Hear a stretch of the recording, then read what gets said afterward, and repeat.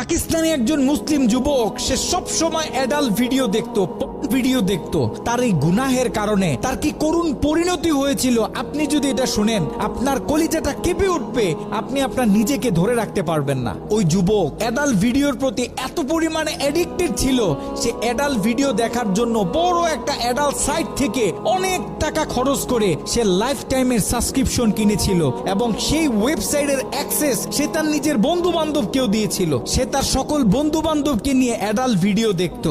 ঘটনাক্রমে একদিন যুবক ভয়ঙ্কর গাড়ি অ্যাক্সিডেন্ট করে মৃত্যুবরণ করলো। তার লাশটা যখন বাড়িতে নিয়ে আসা হলো, এলাকার মানুষ তার লাশ দেখতেছে, অনেকে বলতেছে এই ছেলে তো নামাজ পড়তো, এই ছেলে তো রোজা রাখতো, এই ছেলেটা ভালো ছিল, কিন্তু তার ভিতরে এত ভয়ঙ্কর একটা গুনাহ যে ছিল এটা তার বন্ধু বান্ধব ছাড়া অন্য কেউ জানতো না।